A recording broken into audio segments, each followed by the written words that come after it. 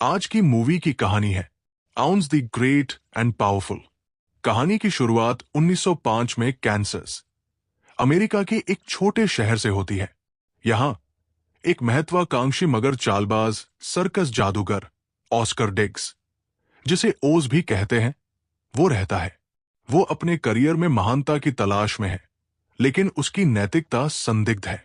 उसके पास बहुत से छोटे छोटे ट्रिक्स और भ्रमजाल है, लेकिन वो जानता है कि वो असली जादूगर नहीं है। उसका सपना है कि वो एक बड़ा और प्रसिद्ध जादूगर बने, लेकिन उसकी सीमित क्षमताएं और उसकी चालबाजी उसके रास्ते में रुकावट बनती है। एक दिन ऑस्कर एक हॉट एयर बलून में बैठता है और एक शक्तिशाली तूफान में फंस जाता है। यह तूफान उसे एक जादुई दुनिया में ले आता है, जिसे ओज के नाम से जाना जाता है। यहां पर वो देखता है कि हर चीज रंगीन और जादुई है। पेड़, फूल और यहां तक कि जानवर भी जादुई गुण रखते हैं। जैसे ही ऑस्कर ओज की धरती पर पहुंचता है, वो एक चुड़ैल थियोडोरा से मिलता है। थियोडोरा उसे बताती है कि वह एक भविष्यवाणी के अनुसार आया है, जिसमें कहा गया है कि एक महान जादूगर ओज आएगा और उसे बुरी चुड़ैल से मुक्त करेगा, जो इस धरती को आतंकित कर रही है। थियोडोरा को विश्वास है कि ऑस्कर ही वो महान जादूगर है। थियोडोरा ऑस्कर को ओज के राजा की तरह महल में ले जाती है, जहां उसकी बहन इवानोरा, जो एक और शक्तिशाली चुड़ैल है, उनसे मिलती है। इवानोरा कहती है कि यदि ऑस्कर उस बुरी चुड़ैल को हराएगा तो उसे ओज का राजा बना दिया जाएगा और अपार धन संपत्ति दी जाएगी। ऑस्कर, जो प्रसिद्धि और दौलत का लालची है, तुरंत इस अवसर को स्वीकार कर लेता है। ऑस्कर को उस बुरी चुड़ैल की खोज पर भेजा जाता है, लेकिन वो जल्द ही एक और चुड़ैल ग्लिंडा से मिलता है। ग्लिंडा बताती है कि वो बुरी चुड़ैल नहीं है, बल्कि इवानोरा ही असली खलनायक है। इवानोरा ने राज्य पर अपना अधिकार जमाने के लिए झूठी कहानियां बनाई थी और लोगों को भ्रमित किया था।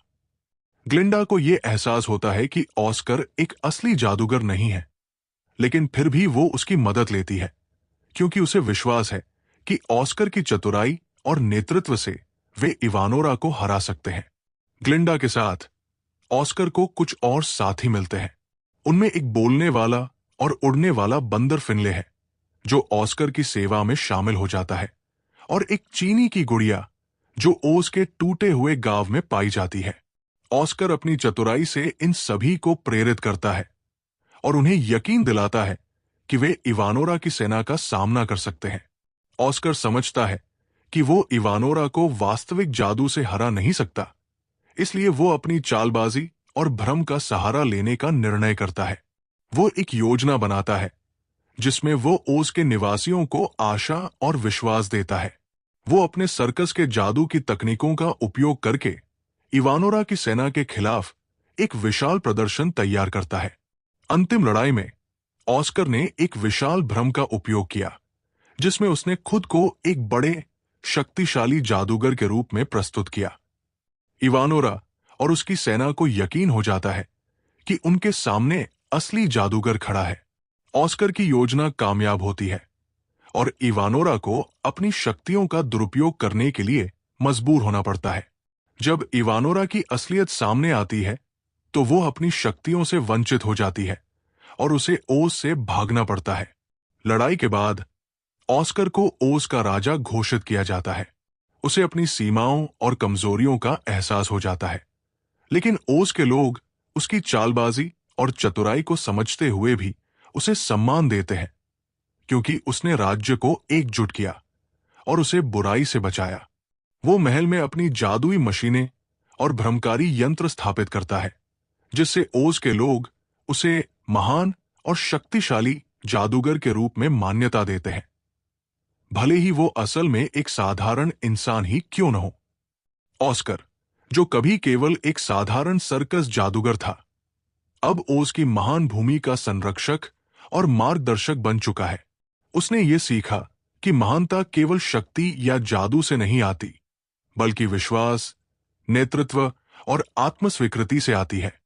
Ounce the great and powerful की कहानी ये सिखाती है कि कभी-कभी सच्चा जादू केवल भ्रम नहीं, बल्कि आत्मविश्वास और नेतृत्व के माध्यम से आता है। ऑस्कर ने दिखाया कि एक साधारण व्यक्ति भी महान बन सकता है यदि वो सही समय पर सही निर्णय ले और लोगों का विश्वास जीत सके।